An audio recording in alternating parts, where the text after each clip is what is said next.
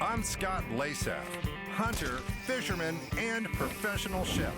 If you can catch it, trap it, or shoot it, I can cook it. And I've cooked it all. Or so I thought.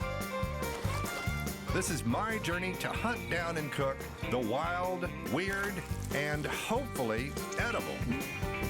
Look out, critters, you're about to become dead meat. I'm in the Ozarks of Missouri this week to meet up with some friendly people who trap and fish and cook things you've probably never eaten before. So fair warning, so your pork's okay, but your beaver needs to be thoroughly cooked. That's a beaver. You know, they're not real pretty, but you know, they're good. And this is our nation's heritage. We were raised on trapping beaver. My dad was an Alabama farm boy. I'm pretty sure he did the same thing that we're doing here. All right, so we got a beaver. Is there more than one way to skin a beaver? First thing I'm gonna do is cut the feet off and the tail. It's like anything else, huh? Exactly. Being careful not to cut into the guts. Go all the way to the tip of the chin. Now I know what you're thinking. That looks mighty tasty.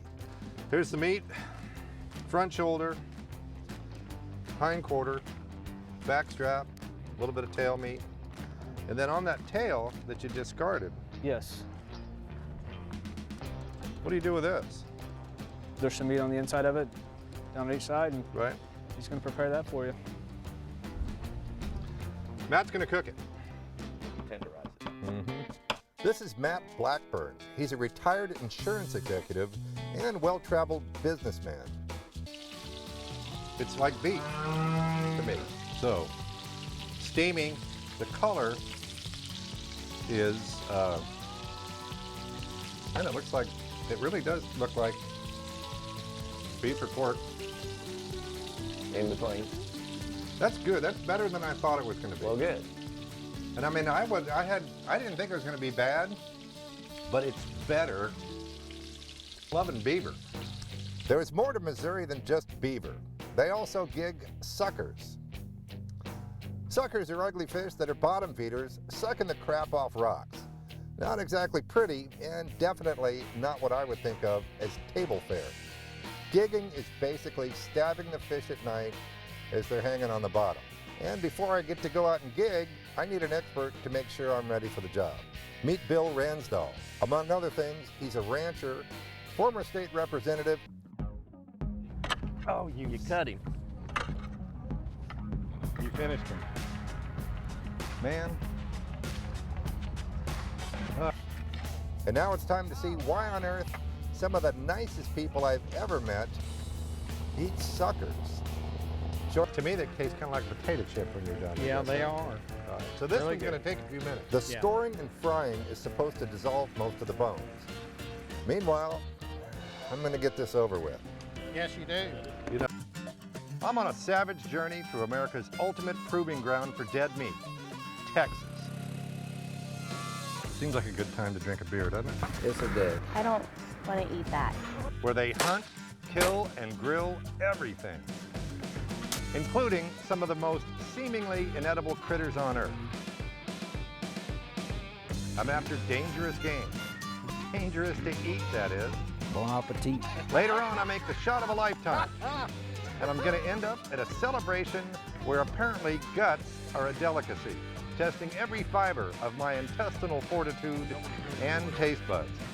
That's liver. Okay. That's heart. This is Delicacy. here in the lower extremity of the southwestern U.S. lives a culture of killing, cooking, and eating things that most folks have never seen. The king of this land and these delicacies is Buddy Topher. And for Buddy, if it moves and it's legal, there's an excellent chance that he'll kill it and grill it. Y'all don't have armadillos for brunch in California, I take it. My goal here in South Texas is to find some critters that even most locals might not eat. But I know there are a few more adventurous souls who'd love a plate full of ranch rat. Here, you want a little more? Black-tailed jack, diller, coon, or even some innards.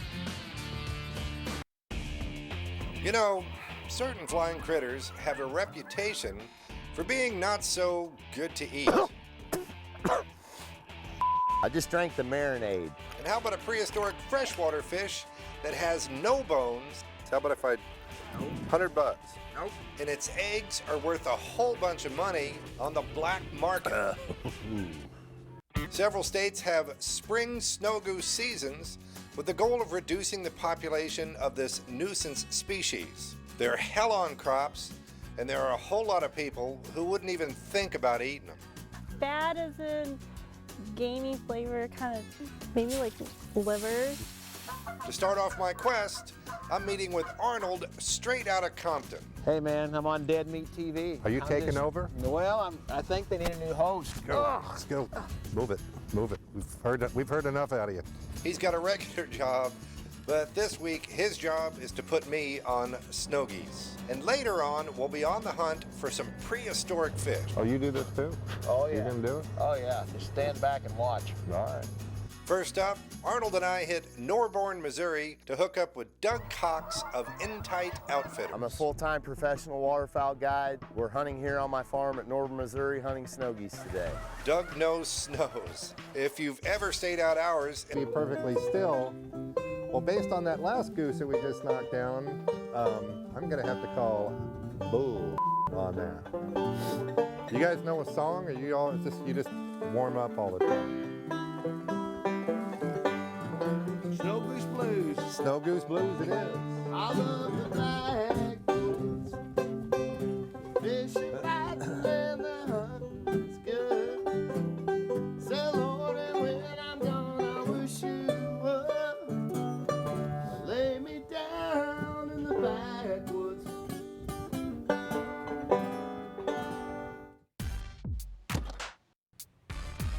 just off Interstate 37 at exit 47 is Swinney Switch, Texas.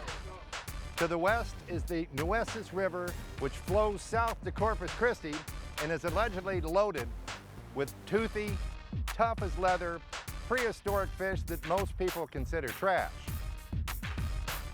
And then there's another couple of fish in here that I guarantee most people don't put in their cooler. I brought Chef Maddox some gar.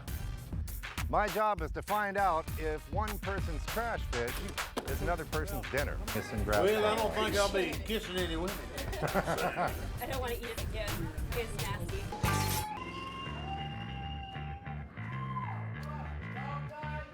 So is it Swinney Switch or Sweeney Switch? Swinney, S-W-I-N-N-E-Y. Well, I see how it's spelled, but people pronounce it a couple different ways. Well, yeah. Yes, sir. Fish the Nueces River at all? Oh, yeah, yeah. I fish, I do. If you see me as a fishing pole going down the road, go ahead and follow me because they're really biting. And, You know? and are you a gar fisherman? I don't go fish. No. How come? I don't know. They'll bite you. They will stick you, and we're trying to find out if you can eat this stuff while I'm I in the don't know neighborhood why you here. couldn't. Well, you're not eating them. No, no. Well, how come you're not eating? Never had I don't know. Never felt the need, huh? No, never felt the need. There are certain fish that are most often thought of as trash. For some, they're fun to catch, but there's no way they're going to eat them. I found some people who try and catch them because they'd love to eat them. I've got them on. Roland Perry is a rare breed. His life story reads like a character in a Hemingway novel. I was raised a very poor kid. My mother was a waitress and had 3 of us, and I learned to eat carp when I was not very big. They're very tasty, but you have to know how to prepare them because they're so bony. He's seen it all, done it all, and has the battle scars to prove it. Now this is not going to come. This one won't come back too, I doubt. A little off center, but Yeah. that bloodbath you got in the back there, is that you or gar? I don't know. I That's don't your know blood or yet. gar blood? I'm not sure yet, but Now, bang it against the side of the boat. Pull. There you go. your lucky day. Okay. Has to come off. Chad built a custom gar cleaning station. To get past the tough outer plating, start by hacking along the backside with a sharp machete. Won't you get a sharp knife? Dan, that's not the bait, is it? No, that is definitely not bait, but it's what we were using for bait. Wow. I can't say that finding a big, semi-digested carp inside this gar is helping my appetite. Remember, I've still got to eat some carp. It seems like most of the critters that people describe as tasting like chicken really don't taste like chicken at all. That's a lie if they say it tastes like chicken. I'm in Oklahoma on the hunt for a reptile that most normal people try like hell to avoid, and others go out of their way to find them. I'm also going to do my part to help thin the herd of a destructive nuisance, and some say they're not worth cooking. Just never had a real good flavor, so. You know, most days, Winoka, Oklahoma only has about 1,000 residents. It's about to grow to 10 to 20,000 people here at the Winoka annual rattlesnake hunt. And right where I'm standing, it's about to break wide open. Winoka, Oklahoma is famous for, well, maybe famous isn't the word I'm looking for. Once known as no man's land, this area of northwestern Oklahoma is open country. It's either cattle, oil, or cruising wide open on the Little Sahara Dunes. And then there's the Winoka Saddle Club annual rattlesnake hunt.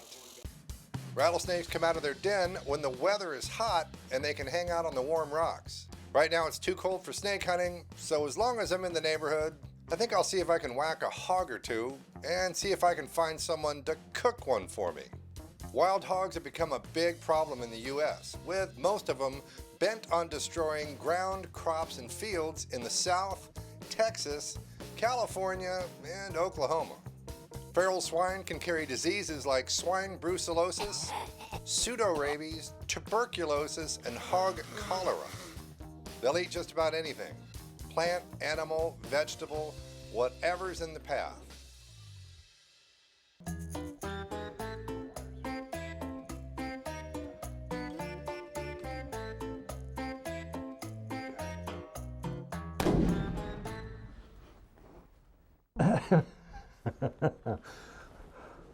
I think I got him.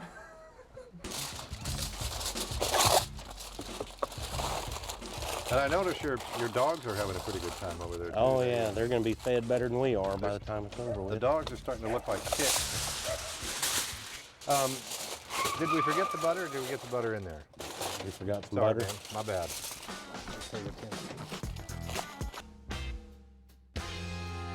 It's a little tough of a spot to hunt. Yeah, that's why you're there and I'm up here.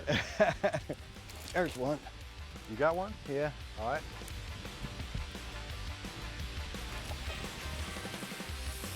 Oh, there we go. Hold on. I don't want him to drop on you here. Hold on. Got him? Yeah.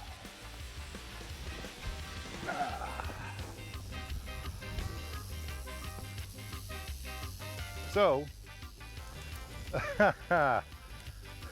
Michael did the hard job. I want to make sure I stay far enough away from him. It's a bigger snake. Oh, and I'm going to get him in here before he slips.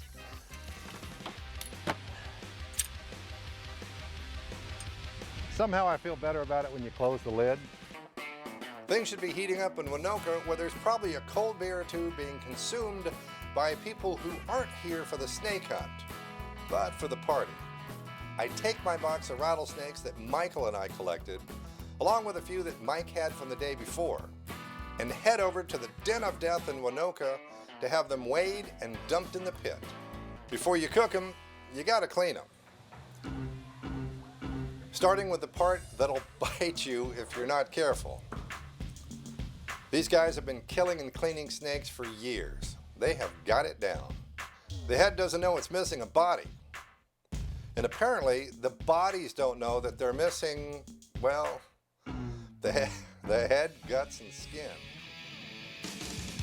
California Delta is loaded with interesting places like Aldewop here in Locke along the river. On the menu, you've got the big steak, like I have here, and there's toast, peanut butter, and marmalade. But this week, we're gonna go a little off the menu. Breasting out a coot is not that big of a deal. Yeah, go ahead. Go. That's pigeon. That's barn pigeon. Those are normal pigeons. That's a barn pigeon. How would you describe the flavor? For those of you who think California is all Hollywood, surfboards, and free-range tofu burgers, you're in for a pleasant surprise. Here in California's Sacramento and San Joaquin Deltas, you'll meet relatively normal people who are as unaffected by big city life as anyone in rural America. This is my California, just a short drive south of Sacramento along a winding river road. If you're a laid-back person who likes to hunt, fish, and explore miles of waterways, this Delta is for you. First up on our California Delta quest is the American coot, mud hen. Call it what you want, but I've been hunting here for decades and only cooked them to prove a point that they're, well, edible. How edible remains to be seen. Their flavor is usually described as muddy and gamey. Hoping to put me on some mud hens is Matt Lachlan. He grows grapes, hunts, and is a competitive bass fisherman who's as close to the Delta as he is to his cowboy hat. Mark Marias owns Juicy's, a Delta institution with great food, stiff drinks. If you've never been to the Redneck Riviera or slogged through a swamp looking for squirrels, Way up. Oh, yeah. I'll show you what you've been missing. I killed my share. There's tons of food Welcome to and something called Southern hospitality. Don't get no better than this now.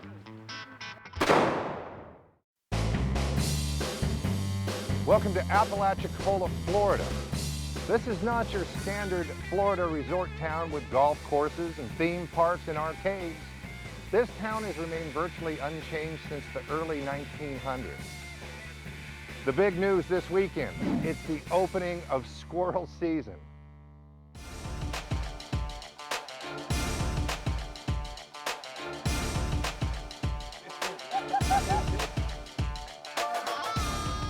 The Florida Panhandle is best known for great saltwater fishing, oysters, and white sand beaches. I'm headed to the Apalachicola National Forest to shoot squirrels. You know, it seems that no matter which side of the country you're on, you're bound to find some unusual creatures. Oh, there you go. Some aren't so bad to eat, but when you first get a look at them, you're thinking, really? People eat these things? Seems easy enough. San Francisco, one of the most colorful cities in the U.S.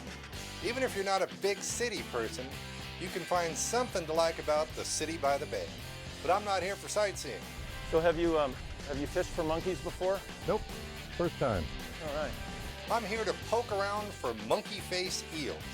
Although it's slimy and eel-like, the monkey face eel is actually a species of the prickleback fish. They hunker down in the rocks and you poke pole for them at low tide. Kirk Lombard knows monkey-faced eels better than anyone in the area. Kirk's a writer, teacher, musician, and blogger, and he's the current state monkey-faced eel record holder. Oh yeah. He's showing me But the monkey-faced eel has a very distinct aroma to it. And I don't mean that in a good way. But I've had other fish like monkey-faced eels that... dogfish and bugle-mouth bass. It's been described as foul, soft, muddy. We've also got some gar out here, maybe a catfish. The plan is teach Scott how to bowfish. Wish me luck. Okay. So basically just come to full draw, look at the fish, Boom. and go. Okay. And then just come to full draw, look at something. Very rarely does that happen on the second shot. Well, awesome. You just got to know what you're doing. So what kind of gar is this? That is a spotted gar. We like to call them the Florida gar. Cool. It's unseasonably cold tonight for Florida. Got a gar in the boat? Nope. But I'm still hoping. A mudfish. Okay. Now I know most people aren't going to be too excited about a bowfin. But this is the prize for me. It's much fun. Any other fish, except it's not like any other fish. The meat doesn't come off in one piece like normal fish. It's soft and mushy. I think I'd be better off scraping the flesh out with a spoon. The mudfish flesh is more like fish pudding or maybe wallpaper paste. I can understand now better than ever why people wouldn't consider eating it. But if Captain Ed says they're okay to eat, I'm in. Really?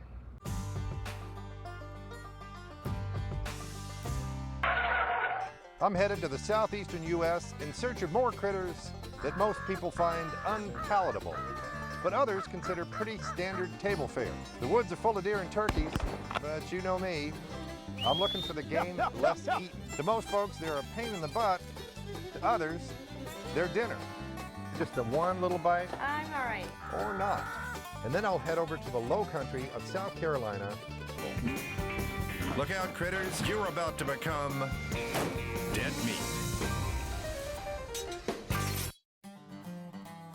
Milledgeville, Georgia is considered the central part of the state. It's full of history, tradition, and crows. I'm no stranger to crow hunting. Now, you might find a farmer who finds that they're cutting into his pecans, corn, or beans, and you set up around a cornfield and blast a few. But they're smart. I got a guy who figured out how to outsmart them. Crows are adaptable, intelligent, and have a language all their... I have a superstition. First bird in, first bird down is a good omen. All right. First bird gets away, usually that's a bad omen That's for bad. the morning and the way that a lot of the rest of the morning goes. Yep. Well, I hope you're right. Yep.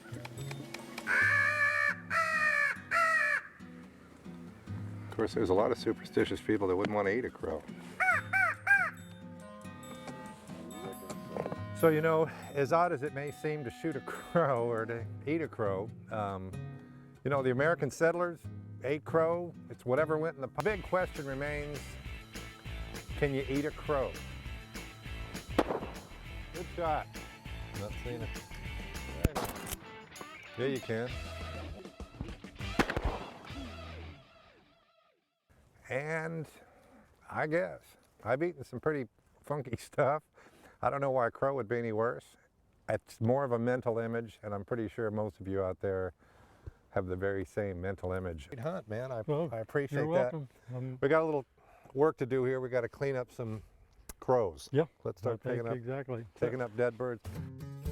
The best part about bird hunting, at least for me, is shooting birds. I'll eat them all, but I'd rather be outside shooting something. We've got a pile of birds to pick up, I think about 40 of them, which is an average morning. You have an expression that I almost feel like I'm being punked here, that this isn't going to taste like duck, and it's not going to taste like just another piece of meat, that it's going to taste bad. So, well... Are you messing with me? It would be... Is this a setup? Punking you if we had served it to you and told you it was black-winged doves. Right. Or the other thing is we call it cuervos. I guess I might as well get this over with. Crunchy on the outside.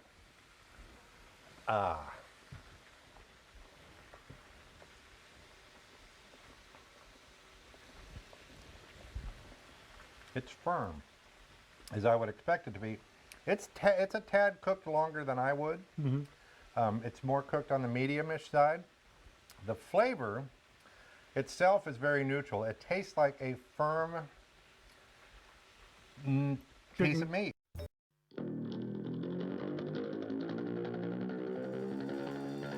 What is an eel pout?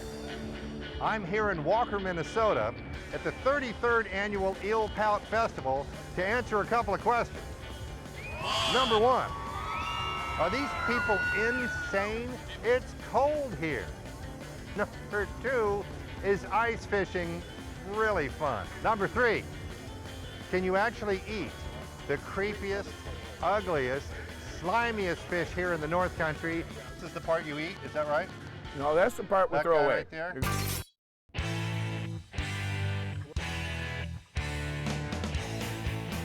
Have you tried eel pout? No, not yet. Do you know what an eel pout is? I saw pictures. Are you an eel pout eater? No. I don't even like to look at them. Have you eaten eel pout? No. Have, My friend kissed one last night. how'd that work out? Then she tried to kiss everybody else. And she had those slimy eel pout lips. So you've seen eel pout, right? Would you eat an eel pout? Yes.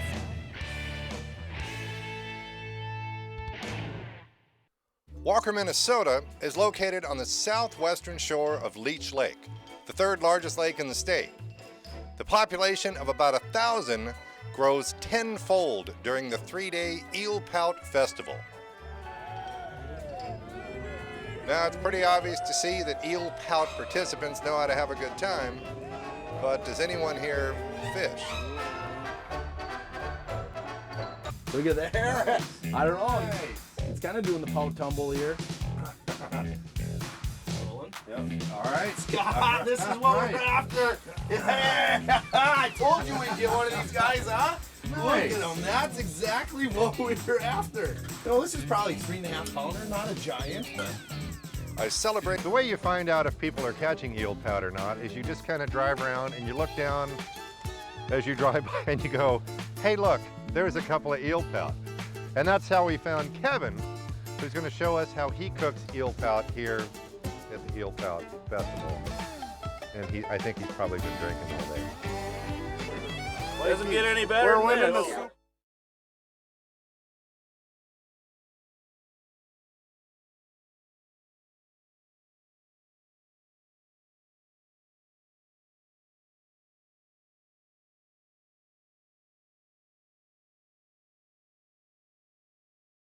I'm Scott Lasaf, hunter, fisherman, and professional chef. If you can catch it, trap it, or shoot it, I can cook it. And I've cooked it all. Or so I thought. This is my journey to hunt down and cook the wild, weird, and hopefully edible. Look out, critters, you're about to become dead meat.